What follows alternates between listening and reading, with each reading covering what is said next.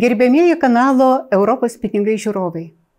Šiandien kalbame apie vieną didžiausių finansinių pastangų ES istorijoje – ekonomikos gaivinimo ir atsparumo didinimo priemonę, dar vadinamą RRF.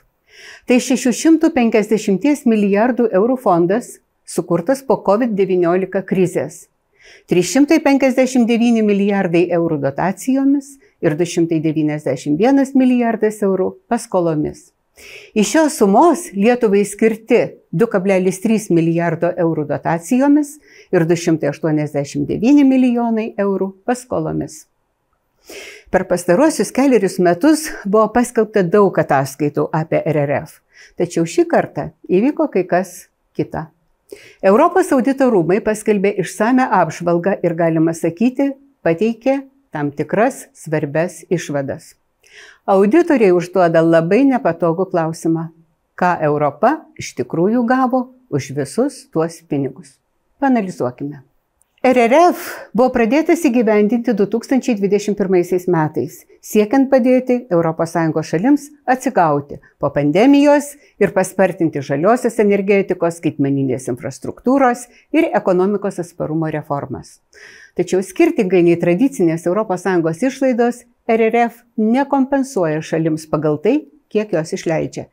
Vietoje to skiria pinigus, kai vyriausybės pasiekia tam tikrus nacionaliniuose planuose numatytus tarpinius ir siektinus rodiklius.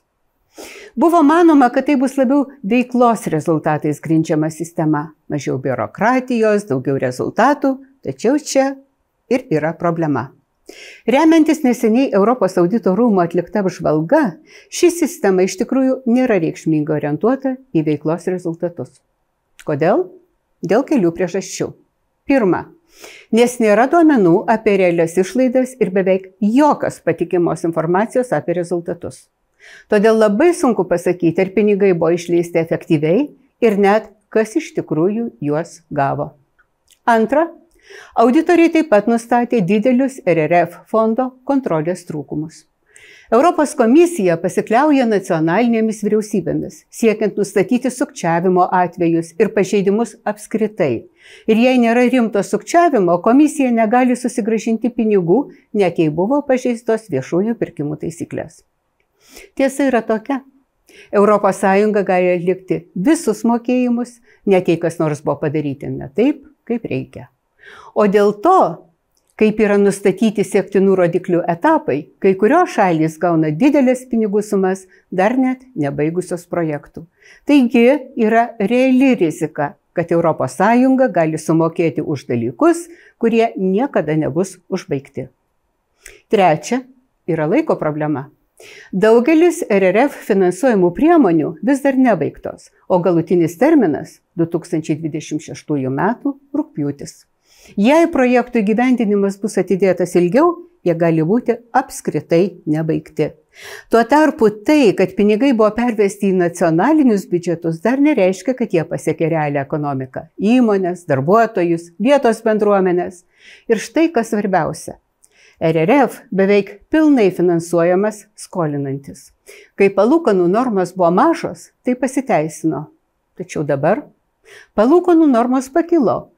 O iki 2026 metų išlaidos gali būti daugiau nei dvigubai didesnės palyginti su pradine sąmata. Visa tai sukels didelį spaudimą būsimiems ES biudžetams, ypač atsižvelgiant į tai, kad pradėjus įgyvendinti RRF nebuvo aiškaus paskolų grąžinimo plano. Taigi, kokia čia pamoka? Auditoriai nesako, kad RRF buvo klaida. Tiesą sakant, RRF padėjo Europai greitai reaguoti į didžiulę krizę. Tačiau auditoriai įspėja, kad bet koks būsimas ES fondas, paremtas veiklos rezultatais, turi būti kuriamas ant tvirtesnių pamatų. Ir tai yra tikras skaidrumas, patikimi duomenys, aiški atskaitomybė ir geresnė mokesčių mokėtojų pinigų apsauga. Nes 650 milijardų eurų yra labai daug. Ir dabar mes dar tikrai nežinome, ką europiečiai gavo mainais. Ačiū, kad žiūrėjote. Tikiuosi, kad šis įrašas jums buvo naudingas, drąsiai dalinkitės juo ir iki pasimatymo.